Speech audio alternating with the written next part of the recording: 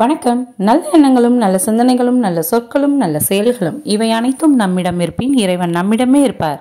சோபநாதனை சேனலுக்கு உங்களை அன்புடன் வரவேற்கிறேன். இன்னைக்கு நம்ம பார்க்க போற பதிவு என்ன அப்படின்னா, நாளைய தினம் மாசி மகம் கூடவே பௌர்ணமி தினமும் இருக்கு. இந்த பௌர்ணமி திதியில நம்ம குலதெய்வ வழிபாடு செய்வது அப்படின்றது ரொம்பவே நல்லது. இது எல்லோருக்கும் தெரிந்த விஷயம். அந்த பௌர்ணமி நாள் மாசி மகத்தோடு சேர்ந்து வரக்கூடிய நாளைய தினத்தில் நான் சொல்லக்கூடிய இந்த ஒரு வழிபாடை செய்தீங்க அப்படின்னா உங்கள் வீட்டு குலதெய்வம் உங்களை தேடி ஓடி வந்துடுங்க. வீடு தேடி வரக்கூடிய ஒரு பரிகாரத்தை நம்ம செய்ய போகிறோம். இந்த குலதெய்வ வழிபாடு எப்படி செய்யணும் அப்படின்றதையும் இந்த பரிகாரம் எப்படி செய்ய போகிறோம் அப்படின்றதையும் நம்ம வீடியோக்குள்ளே போய் தெளிவாக பார்க்கலாம். வீடியோக்குள்ளே போய் தெளிவாக பார்க்குறதுக்கு முன்னாடி என்னோட வீடியோ நீங்கள் ஃபஸ்ட் டைம் பார்க்குறதா இருந்தாலோ இல்லை சப்ஸ்கிரைப் பண்ணாமல் பார்க்குறதா இருந்தாலோ சப்ஸ்கிரைப் பண்ணிக்கோங்க. பக்கத்திலே பெல் பட்டன் வரும், அதை நீங்கள் ப்ரெஸ் பண்ணி ஆல்னு கிளிக் பண்ணி வச்சுக்கிட்டீங்க அப்படின்னா நான் போடக்கூடிய இந்த மாதிரியான ஆன்மீக குறிப்புகள் ஆன்மீக பரிகாரங்கள் உங்களை உடனுக்குடன் வந்து சேருங்க. வாங்க இப்போ நம்ம வீடியோக்குள்ளே போகலாம்.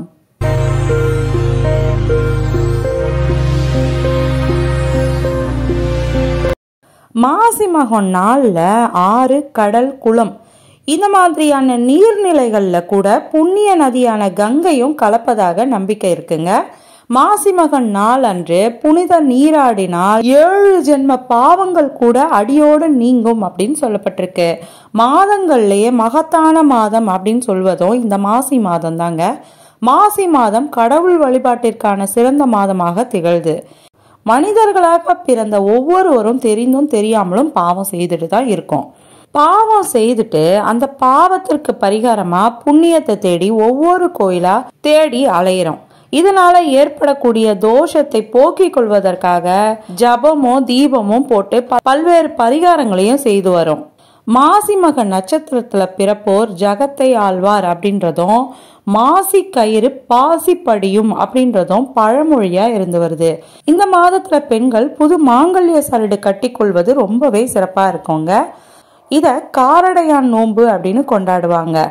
தமிழ் மாதங்கள்ல ஒவ்வொரு மாதத்திற்கும் ஒவ்வொரு விதமான சிறப்பு இருக்குங்க. அதிலும் மிகவும் விசேஷமானதா பார்க்கப்படுவது அப்படின்னா அது மாசி மாதம். இந்த மாதம் முழுவதும் கடலாடும் மாதம் அப்படின்னு சொல்லுவாங்க. அதாவது தீர்த்தமாடும் மாதம் அப்படின்னு சொல்லலாம். மாசி மாதத்துல வரக்கூடிய பௌர்ணமியோட சேர்ந்த மக நட்சத்திரம் தான் மாசி மகம் அப்படின்னு சொல்லுவோம். இந்த நாள்ல விரதம் இருந்து வழிபாடு செய்தோம் அப்படின்னா ரொம்பவே நல்லதுங்க. இந்த வருடம் மாசி மக விழா 24ஆம் தேதி, அதாவது வருகின்ற 24ஆம் தேதி கொண்டாடப்படுதுங்க. பௌர்ணமி திதி பிப்ரவரி 23ஆம் தேதி மாலை 4:55 மணிக்கு தொடங்கி மறுநாள் பிப்ரவரி 25ஆம் தேதி வரைக்கும் இருக்கு. இரவு 10 மணி வரைக்கும் இருக்குங்க. மகா நட்சத்திரமும் 23ஆம் தேதி இரவு 8:40 மணிக்கு தொடங்கி பிப்ரவரி 24ஆம் தேதி இரவு 11:05 வரைக்கும் மகா நட்சத்திரம் இருக்கு. இதனால பிப்ரவரி 24ஆம் தேதி காலை முதல் மாலை வரைக்கும் எப்பொழுது வேண்டுமானாலும் நீங்க இந்த மாதிரியான புனித நீராடுவது அப்படின்றத பண்ணிக்கலாங்க. மாசி மகத்தன்று கடல், குளம், ஆறு இந்த மாதிரியான நீர்நிலைகள்ல கூட புண்ணிய நதியான கங்கா கலந்திருப்பதாக நம்பிக்கை இருக்கிறதுனால இந்த மாதிரி இடங்கள்ல புனித நீராடுவது அப்படின்றத செய்திடுங்க. இந்த நாள்ல நீங்க புனித நீராடுவது அப்படின்றது 7 ஜென்ம பாவங்களையும் அடியோடு போக்குங்க. அதனால கட்டாயமா இந்த நாள்ல புனித நீராடுவது அப்படின்றத செய்திடுங்க. இந்த வழிபாட்டை நீங்க பௌர்ணமி தினத்துல செய்யும் பொழுது நல்ல பலன் கிடைக்குங்க. அதுலேயும் நாளைய தினம் பௌர்ணமியும் மாசி மகமும் சேர்ந்து வரக்கூடிய நாளில் இந்த பரிகாரத்தை கண்டிப்பாக செய்யுங்க. உங்கள் குலதெய்வம் உங்களோட வீடு தேடி ஓடி வந்துடுங்க. இப்போ அந்த நாளை தவற விட்டுட்டீங்க அப்படின்னா இன்னும் சில நாட்களில் இந்த பரிகாரத்தை செய்யலாங்க. அதுலேயும் நல்ல பலன் கிடைக்கும். ஆனால் சிறந்த பலன் நாளைய தினத்தில் கிடைக்குங்க. இந்த பரிகாரத்தை மற்ற எந்த நாளில் செய்யலாம் அப்படின்னா வளர்பிறையில் வரக்கூடிய வெள்ளிக்கிழமை அன்று செய்வது அப்படின்றது ரொம்பவே நல்லதுங்க. வெள்ளிக்கிழமை பௌர்ணமி தினம் அப்படின்னாலே அது அம்மன் வழிபாட்டிற்கு உகந்த நாள். அதே போலதான் குலதெய்வ வழிபாட்டிற்கும் இந்த நாள் உகந்த நாளா சொல்லப்படுதுங்க. இந்த வழிபாடு செய்யறதுக்கு பௌர்ணமி நாளை செலக்ட் பண்ணிக்கோங்க. அப்படி இல்லை அப்படின்னா வளர்பிறை வெள்ளிக்கிழமை அன்னைக்கு பிரம்ம முகூர்த்த நேரத்துல செய்யணுங்க. அதனால முதல் நாளே, அதாவது வியாழக்கிழமையோ இல்ல பௌர்ணமிக்கு முன்னாடி இருக்கக்கூடிய தினத்திலேயே நான் சொல்லக்கூடிய இந்த பொருட்கள் எல்லாம் வாங்கி வச்சுக்கோங்க. அதாவது பரிகாரத்திற்கு தேவையான பொருட்கள் எல்லாம் வாங்கி வைக்கிறது அப்படின்றத பண்ணிடுங்க. இதற்கு என்னென்ன பொருட்கள் தேவை அப்படின்னா, ஒரு வெள்ளை நிறத்துல இருக்கக்கூடிய துணி தேவைப்படுங்க. இந்த துணியை பன்னீர்ல நனைத்து காய வச்சு ரெடி பண்ணி வச்சுக்கோங்க. அதே மாதிரி புள்ளிகளே இல்லாத ஒரு எலுமிச்சை பழம் வேணும். அதையும் முதல் நாளே வாங்கி வச்சுக்கோங்க. அடுத்ததா தேவைப்படக்கூடிய பொருள் என்ன அப்படின்னா, 3 நாணயம், 3 1 ரூபாய் நாணயத்தை எடுத்து வச்சுக்கோங்க. கூட பச்சை நிறத்துல இருக்கக்கூடிய நூல். இது எல்லாமே பரிகாரம் செய்யறதுக்கு நம்மளுக்கு தேவையான பொருட்கள். இந்த பொருட்கள்லாம் நம்ம முதல் நாளே ரெடி பண்ணி வச்சுட்டோம். மறுநாள், அதாவது பௌர்ணமி தினத்துல காலையில எழுந்து குளிச்சு உங்க வீட்டு வாசல்ல கோலத்தை போட்டுட்டு தீபத்தை ஏத்திடுங்க. நிலைவாசல்ல 2 தீபம் ஏத்தி வச்சிடுங்க. நிலைவாசல்ல 2 தீபத்தை ஏத்தி வச்சுட்டு உங்களோட பூஜை அறையில விளக்கேற்றி வைத்துட்டு இந்த பரிகாரத்தை செய்ய நம்ம ஸ்டார்ட் பண்ணலாம். இது எல்லாத்தையும் நம்ம பிரம்ம முகூர்த்த நேரத்துல செய்யணும். இந்த பரிகாரத்தையும் பிரம்ம முகூர்த்த நேரத்துக்குள்ளவே செய்திடணுங்க. இப்ப இதெல்லாம் நம்ம வாங்கி வச்சிட்டோம். இப்ப பரிகாரம் செய்யறப்போ நம்ம காய வச்சு ரெடி பண்ணியிருந்தோம் இல்லையா, அந்த வெள்ளை நிற துணி பன்னீர்ல நனைத்து காய வச்சிருந்தோம் இல்லையா, அதை எடுத்துக்கோங்க. அதுல 1 ரூபாய் நாணயம் 3 எடுக்க சொல்லியிருந்தோம் இல்லையா, அதையும் வச்சுக்கோங்க. ஒரு எலுமிச்சை பழம் எடுத்து வச்சிருந்தோம், அதையும் வச்சுக்கோங்க. இது எல்லாத்தையும் வச்சுட்டு பச்சை நிற நூலால முடிச்சு கட்டிக்கோங்க. கட்டும்போது என்ன பண்ணணும் அப்படின்னா, உங்களோட குலதெய்வ மந்திரத்தை சொல்லணுங்க. எப்படி அப்படின்னா, ஓம் குலதெய்வமே நமக அப்படின்னு சொல்லணும். குலதெய்வம் அப்படின்ற இடத்துல உங்களோட குலதெய்வத்தோட பெயரை போட்டுக்கோங்க. இப்ப எங்களோட குலதெய்வம் சொக்கநாதருங்க. அதனால இப்ப நான் எப்படி சொல்வேன் அப்படின்னா, ஓம் சொக்கநாதரே நமக அப்படின்ற மந்திரத்தை நான் சொல்லிக்கிட்டு இந்த முடிச்ச கட்டுறேன்.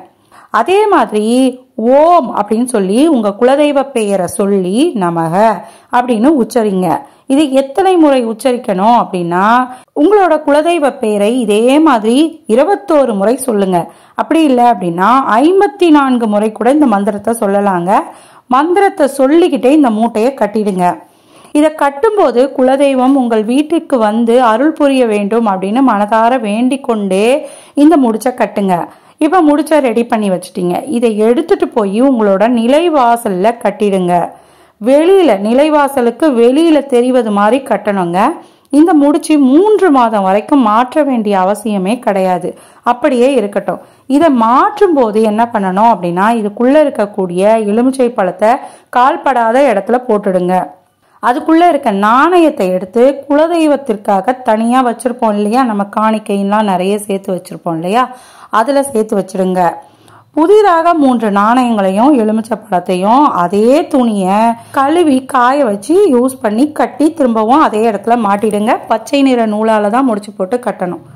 நீங்க எப்போது குலதெய்வ ஆலயத்திற்கு போறீங்களோ அப்ப நீங்க எடுத்து வச்சிருந்த அந்த நாணயத்தை குலதெய்வத்திற்கு காணிக்கையா செலுத்தி விடுங்க. நீங்க இது மாதிரியே தொடர்ந்து குலதெய்வத்தை நினைத்து நீங்க வழிபாடு செய்யும் போது இதுவரை வராம இருந்த உங்க குலதெய்வம் கூட உங்க வீடு தேடி வந்துடுங்க. பௌர்ணமி தினத்துல இந்த மாதிரியான பரிகாரம் செய்யும் பொழுது குலதெய்வம் மனம் மகிழுங்க. உங்களோட குலதெய்வம் மனம் மகிழ்ந்துருச்சு அப்படின்னாலே உங்க வீடு தேடி ஓடி வருவது மட்டும் இல்லாம உங்களுக்கு வேண்டிய அத்தனை நல்லதும் செய்ய காத்து கொண்டிருக்கும். அந்த தெய்வம் உங்களுக்கு அத்தனை நல்லதையும் செய்து கொண்டே இருக்குங்க. இப்படி உங்க குலதெய்வத்தோட அருள் பரிபூர்ணமா உங்க குடும்பத்துக்கு கிடைக்கணும் அப்படின்னா நாளைய தினத்தை மிஸ் பண்ணாம இந்த பரிகாரத்தை செய்திடுங்க. நாளைக்கு காலையில இருந்து சாயந்தரம் வரைக்கும் டைம் இருக்குங்க. பௌர்ணமி திதி இருக்கு. நான் சொல்லியிருந்தேன் இல்லையா, அந்த டைம்குள்ள நீங்க செய்யறது அப்படின்றத செய்திடுங்க. பௌர்ணமி தினத்துல செய்யும் பொழுது பலன் நிச்சயம் கிடைக்குங்க. பௌர்ணமியை தவற விட்டுட்டீங்க அப்படின்னா வளர்பிறை வெள்ளிக்கிழமைகள்ல செய்யுங்க. யாரெல்லாம் நாளைய தினத்துல இந்த பரிகாரத்தை செய்ய போறீங்க, உங்க நிலைவாசல்ல கட்ட போறீங்க அப்படின்றத எனக்கு கீழே கமெண்ட்ல சொல்லுங்க, நானும் தெரிஞ்சுக்கிறேன். உங்களுக்கு இந்த வீடியோ பிடிச்சிருக்கோம் அப்படின்னு நான் நம்புறேன். இந்த வீடியோ பிடிச்சிருந்தது அப்படின்னா லைக் பண்ணுங்க, உங்க ஃபேமிலி அண்ட் ஃப்ரெண்ட்ஸ்க்கு இதை ஷேர் பண்ணுங்க. உங்களோட ஆதரவுக்கு மிகப்பெரிய நன்றிகள். தேங்க்யூ. வாழ்க வளமுடன், வளர்க அன்புடன், அன்பே தெய்வம், நற்றுணையாவது நமச்சிவாயமே. திருச்சிற்றம்பலம்.